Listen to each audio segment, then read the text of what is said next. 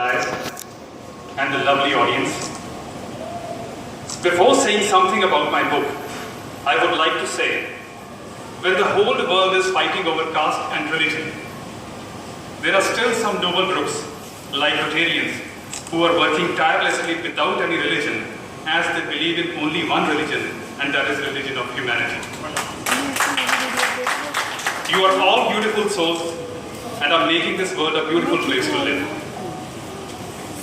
I am deeply honored and humbled to be given an opportunity to speak something about my book, Inner Calls, in this prestigious forum. Now, speaking is entirely a different medium, as you may be a good writer, but to speak effectively is an altogether different game. While writing, you are just in your own company, in your own thoughts, but while speaking, there is a live audience who are judging your each expression, each move, each action, and each pause. So I request the respected audience here to be a little kind to me, as I am a very reluctant speaker. The topic which I want to share with all of you here is a topic which has obsessed me all along my growing years. And the topic is, what is more important? Outer looks, that is the way we look, or outlook, our attitude towards our life. We humans are a strange cross between good and bad, with every human putting himself in two good categories. Have we ever seen someone who says he or she is not good? Certainly the answer is a big no. But the fact is, we are more good to those remote people to whom your goodness is just your outer reflection, which may be a far cry from your actual personality. Here I certainly do not mean that we fake ourselves, but the fact is, we humans are a multi-layered species and make only that layer visible to the outer world, which is a polished layer, a refined layer, and the most shining layer, irrespective of the true inner layer, which may be stinking very badly.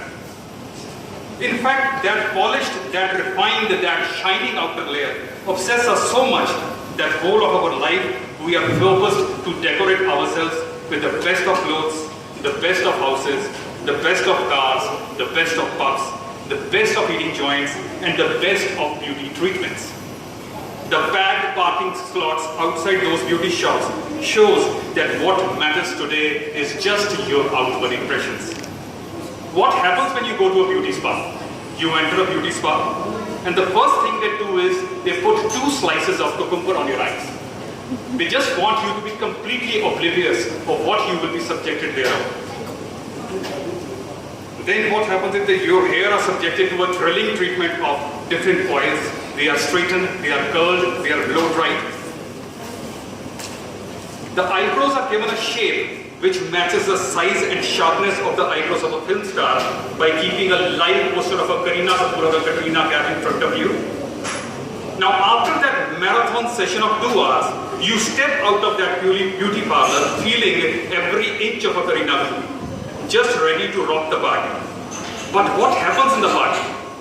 You encounter so many other Kareena Kapoors who have gone through the same treatment and are looking for that perfect compliment which will make their day.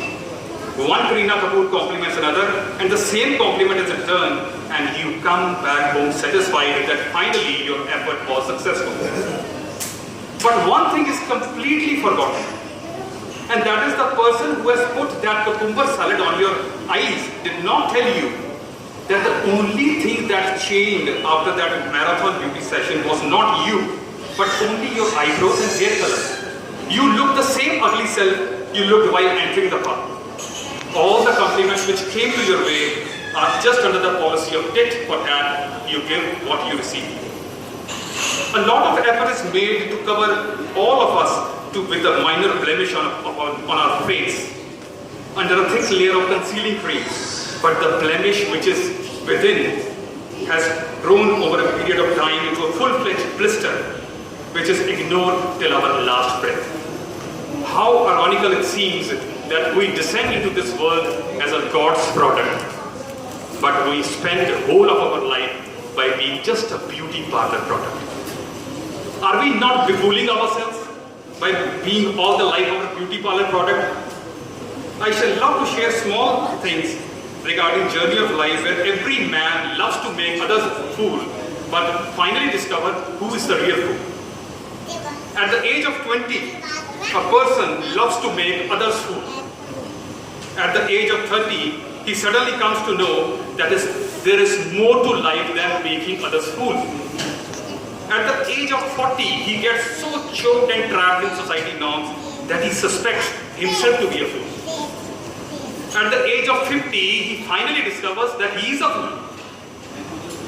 At the age of 60, he plans to improve himself so that he does not remain a fool. At the age of 70, he becomes a saint and starts giving sermons to younger fools.